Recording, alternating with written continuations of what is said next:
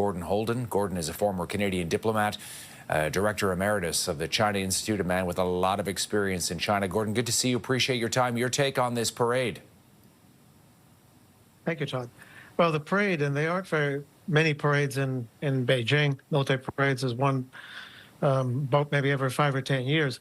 This one is particularly significant, in part because of the hardware that China has released, missiles, drones, both naval and air, as well as intercontinental missiles. Some of this stuff may not have been tested yet or operational, but it's significant.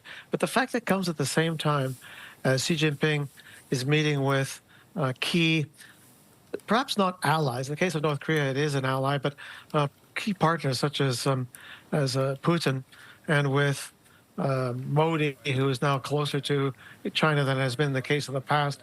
I think it's a demonstration of China's might and its role as a rival superpower to the United States. We know that they now have the largest maritime force when you consider the Chinese Coast Guard and the Chinese Navy, although, the sophistication of the technology is behind the United States. But in terms of sheer numbers, they are number one. Now, what about this image we're seeing here? You got Xi Jinping, you got Vladimir Putin, you've got the dictator of North Korea there, other leaders. Recently, you mentioned Narendra Modi. He was not at the military parade, but he was in China, also in sort of a show of friendship with Russia and China. What does this mean for countries in the West like the United States, Europe, Canada? Gordon.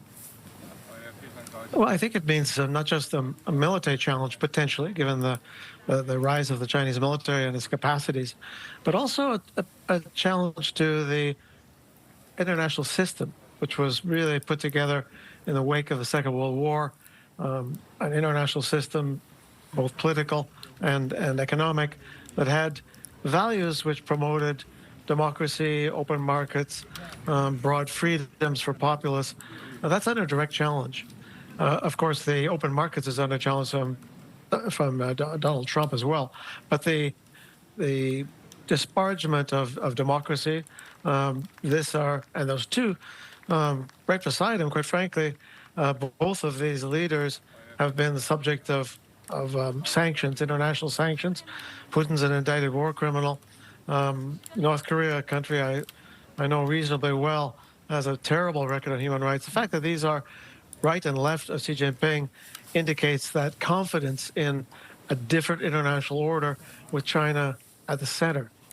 I know that the Chinese message, Gordon, is also, we bring stability and security. The U.S. nowadays is not trustworthy and is reckless. Certainly something, that Donald Trump has been putting on display when it comes to, let's say, trade with Canada, going after our country as well. At the same time, these efforts to convince China to turn away from Russia and its war in Ukraine seem to have failed. I mean, there was Vladimir Putin. The Chinese don't seem to be interested in trying to stop the Russians in Ukraine.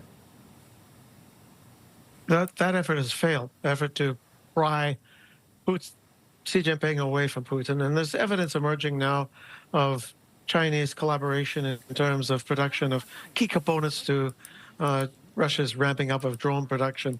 Putin is welcome. He's given a seat of honor, same with Kim Jong-un. So this effort at pushing them apart has failed. As well,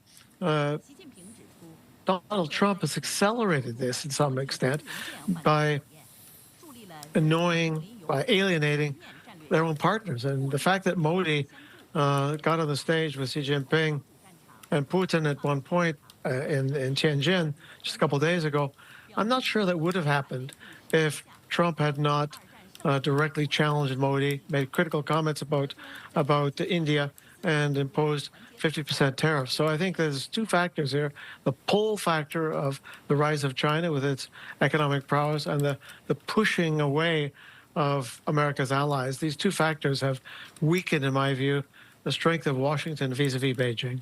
Gordon, it's always great to have you with us and lend us your expertise on this one. Much appreciated. Thank you. Thank you, Todd. Gordon Houlden, China expert there with his take, joining us from British Columbia.